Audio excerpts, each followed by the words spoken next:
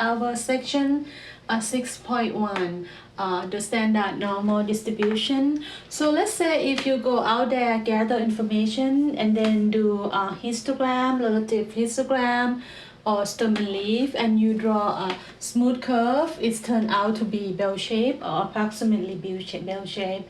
That is normal distribution curve.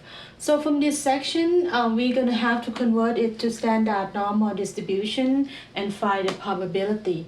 But before doing that, we're going to learn how to read the table first. The standard normal distribution curve is look like bell shape, and you have 0 in the center. The number on the horizontal is called z-score. So you have 1, 2, and 3, and the graph getting closer and closer to horizontal. And then on the left you have -1, -2, and -3. For the normal distribution curve, your data going to be on the horizontal. The center here is going to be mean, either sample mean or population mean. Everything to the right is above the mean, to the left is below the mean. And I'm not going to go to the formula how to convert them yet. I'm gonna show you how to read the table. Now this is table A2, it's in a book. This table A2 will give you the area to the left of z-score only. So the area under the curve is equal to 1. The whole area under the curve is equal to 1, and the area is always going to be positive. However, the z-score, you can have 0, positive, or negative. There are two different things. Z-scores over here, and the area is probability. So let's look at the table first. If you look at the table, you have 2 pages. One is negative z-score. All right, negative z-score is going to have start from negative 3.4. The first column will be negative 3.40. Is 0.0003. The second column, if you read it, is going to be negative 3.41, and then whatever that number is.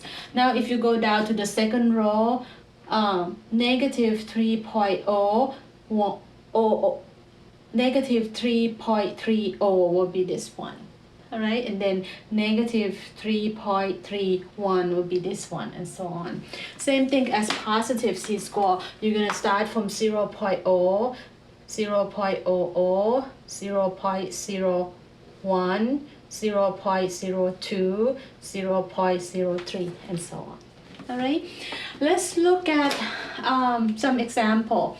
Find the area under the standard normal curve that lie to the left. All right, to the left of negative 1.23. 0 is over here, negative 1, negative 2, and negative 3. So negative 1.23 approximately to the left of negative 1.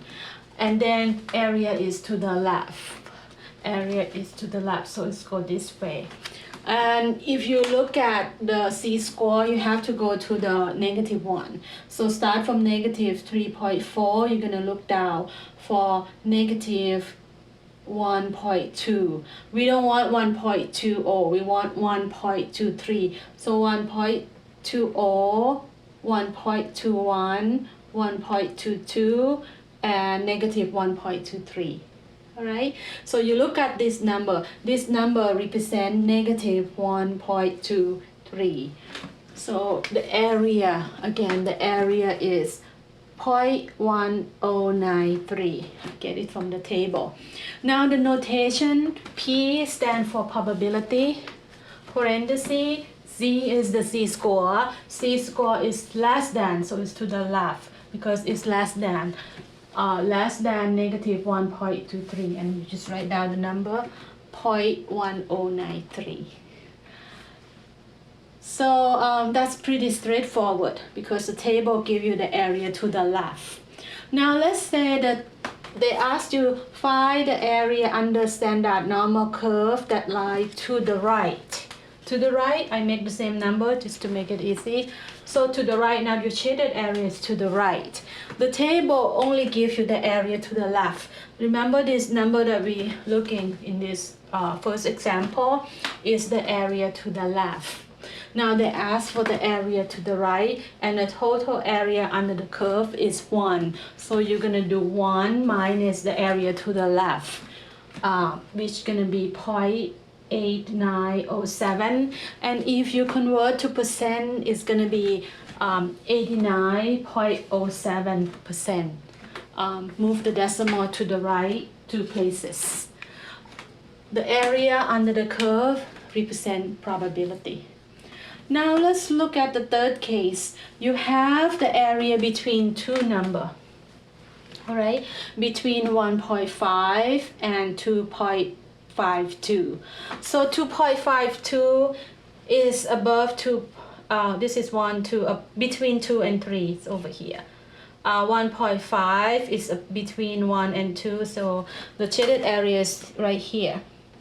Now, if you're gonna find the area in between, because the table gives you the area to the left, so you're gonna find the area of the bigger one, 2.52 to the left, and then to the left of 1.52, and then subtract the green one from the pink one, and you should get in between, which I did it here. So it's 0.0693. So let's look at more example. When this one they give you the z-score. They give you the z-score and ask you to find the area. Let's look at the reverse. They give you the area, which is the body, and ask you to find the z-score. All right? Hi, let's look at this example. Find the 99 percentile. So basically they give you the area. The area is 99 or 99%. So let's say you start from here is 0, halfway is 0.5, 0.99 is almost everything, and it's from the left. So they give you the area 0.99, and you need to find the z-score. So basically you have to look in the body. All right, you have to look in the body. If you look at the graph, z-score should be positive because 0 is right in the center, so it's to the right of the 0. So you see z-score should be positive. So you're gonna look in the body for 0.9900. Now I have 0.9898, 0.9901, 0.9904. None of them is 0.9900. So if that's the case, you pick the closest one, and the closest one is this one. So if you look at these numbers, the closest one you can get, and from here you have to figure out what is the z-score. So the z-score will be 2.33. Go this way and this way, so 2.33. So probability of z-score is less than 2.33 is 0.9901. So z-score of this is 2.33. All right, let's look at the next example.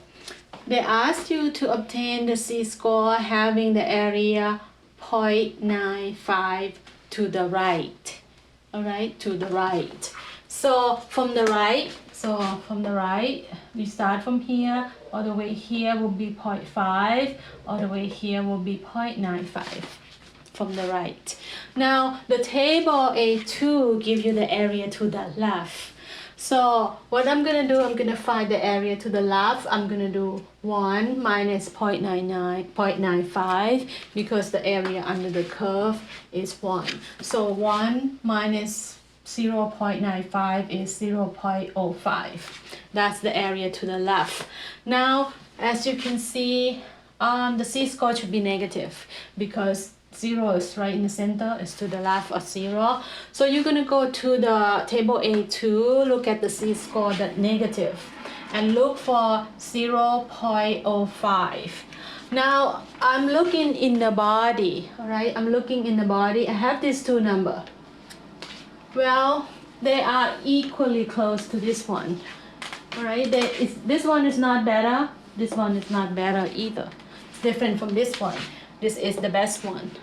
here I have two numbers that equally close to this one. If that's the case, you're going to look at the z-score, negative 1.64, negative 1.65. So the midpoint, or I find the midpoint of this, add them divided by 2 is negative 1.645. So that's the only time that you're going to have 3 decimal places.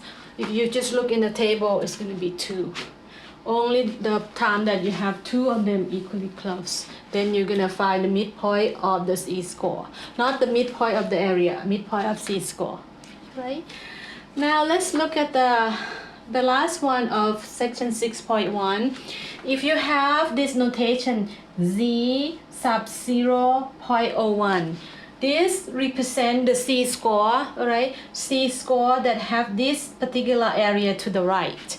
This notation means z-score that have this area to the right. So the area 0.01 is very small. Start from 0, a little bit here to the left. Now the table gives you the area to the left. So I'm going to subtract 1 minus 0.01. I get 0.90. This is the area to the left. Again, I use the same method. Look in the body. Look in the body for z-score. I saw the one that's 0.8997. It's not exactly 0.90, but that's the closest I can get. So my z-score will be 1.28. So z-score of this z sub 0.01 is 1.28. Alright, we finished 6.1.